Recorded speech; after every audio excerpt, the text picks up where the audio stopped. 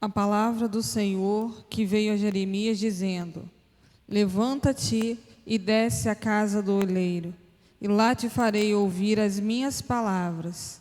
E desci à casa do oleiro, e eis que ele estava fazendo a sua obra sobre as rodas. Como o vaso que ele fazia de barro se quebrou na mão do oleiro, tornou a fazer dele outro vaso, conforme o que pareceu bem aos seus olhos fazer.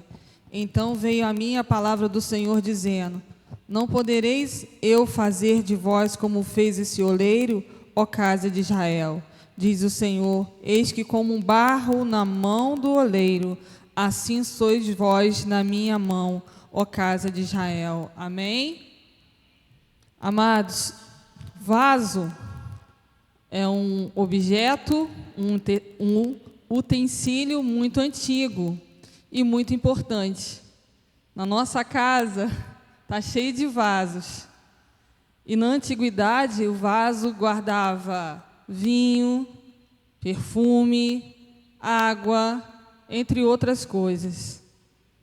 E Deus compara o homem como um vaso. E aqui a gente vê que em Israel e Judá havia uma situação muito difícil de desobediência da parte do povo. O povo, ele estava pecando, se apartava da presença de Deus. E mesmo assim, Deus mostrou para Jeremias que ele é o oleiro e que ele pode refazer um vaso novo. Como instrumento nas mãos do Senhor, Ele quer fazer isso comigo e contigo. Amém? Antigamente os tesouros também, eles eram guardados no vaso. E lá em 2 Coríntios, eu queria que vocês abrissem, por favor.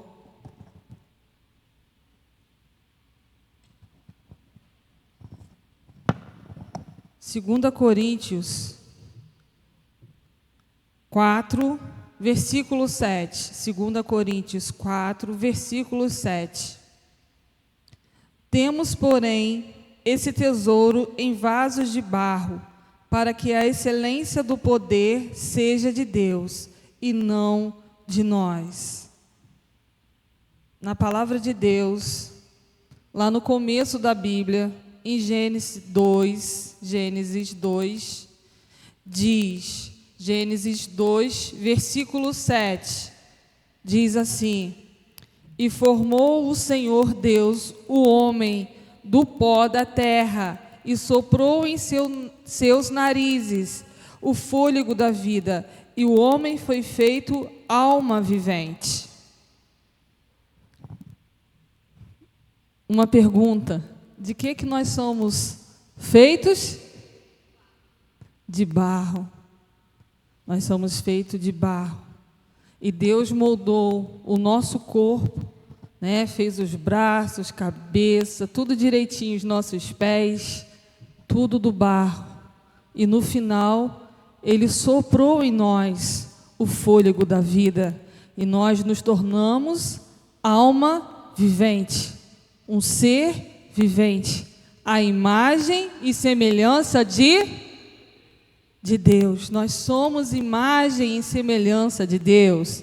Mas aí tem um item: por causa do pecado, nós, espiritualmente e também fisicamente, nós nos tornamos diferentes. Nos afastamos da presença de Deus. Nós ficamos contaminados pelo pecado. E Deus, através do amor dEle, Ele disse ao profeta Jeremias: Eu faço do meu povo um vaso novo. Eu não sei nesse momento como você está. Como você está se sentindo? Está se sentindo um vaso quebrado, um vaso inteiro? Como você se sente? Se sente um vaso perfeito? Como você está se sentindo? O Senhor, Ele tem prazer de nos fazer um vaso novo. Mesmo que doa, mesmo que nós sofremos, Ele faz a cada dia aquele que deixa ser moldado. O Senhor está fazendo de mim e de você um vaso nas mãos, um vaso de valor. Um vaso, como na nossa casa, aqui a gente está vendo 2 vasos, né? Ali com uma planta bem bonita. E ele está servindo de decoração. Na nossa casa, a gente vê, quando a gente está lá na cozinha, vaso de planta, vaso de mantimento, vasos com água. Só que hoje não é tanto de barro, né? Mas antigamente era. E o vaso de barro, quando a gente coloca água, ele mantém a água fresquinha. Quando a gente usava o filtro de barro, a água mantinha fresquinha ali, porque não havia geladeira antigamente.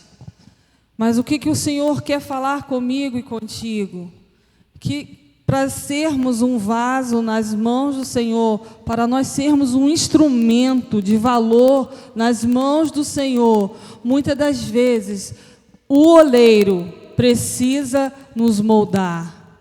Muitas das vezes ele permite que passamos por situações difíceis para que nós nos encontremos no centro da vontade de Deus.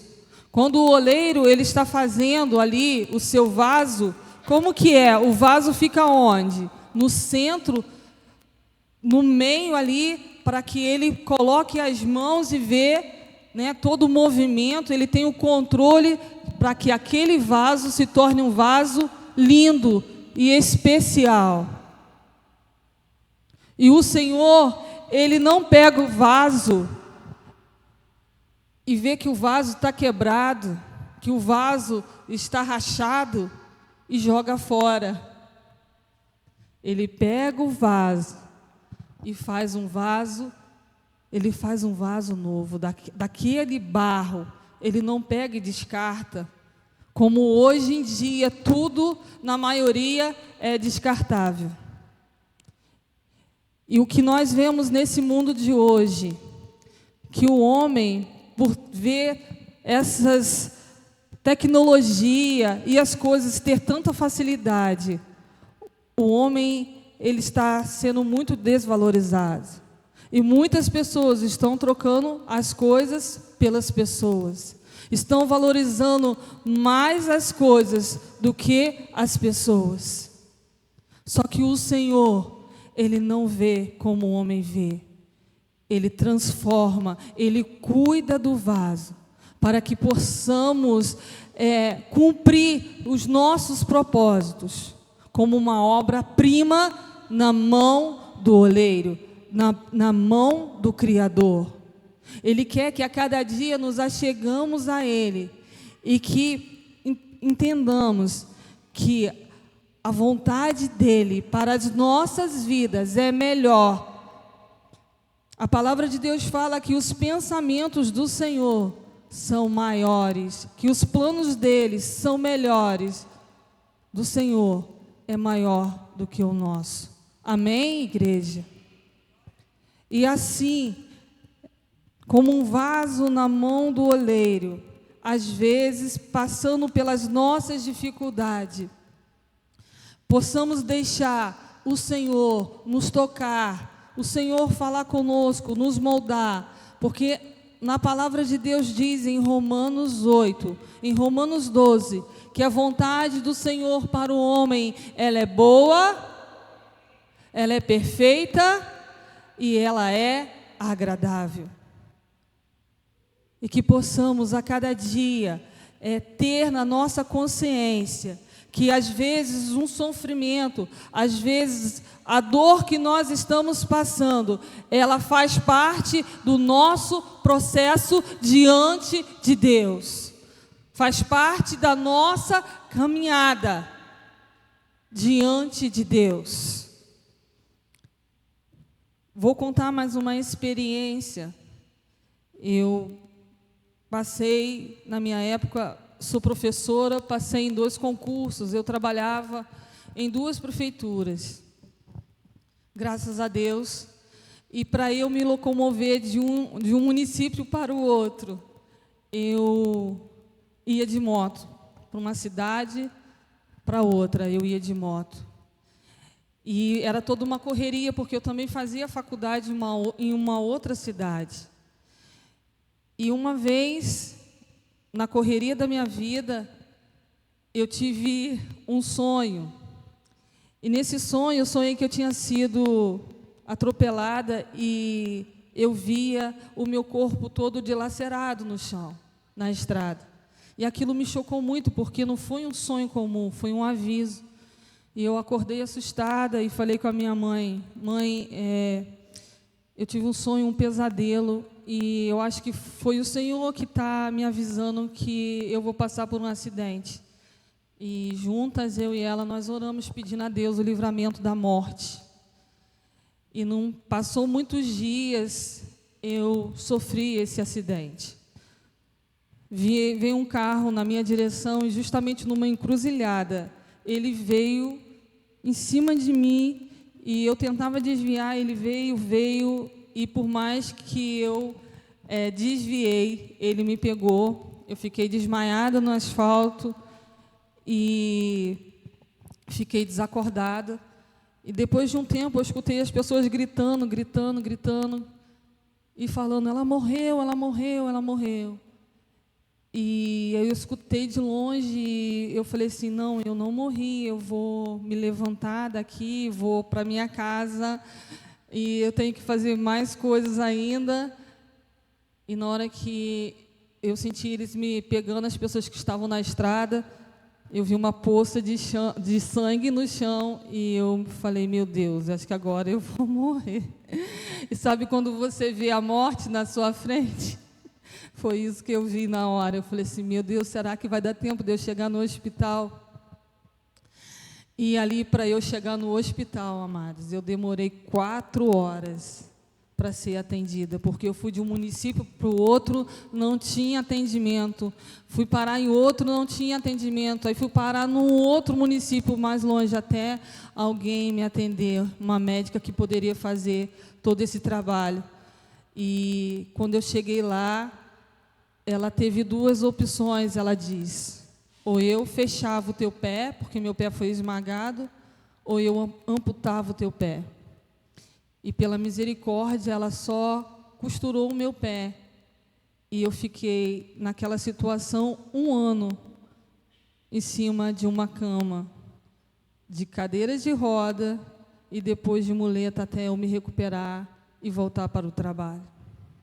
O que eu quero dizer para vocês, que o Senhor, Ele permite certas coisas em nossas vidas, para que a gente se alinhe nos propósitos dEle, para que a gente ouça o que Ele quer falar conosco.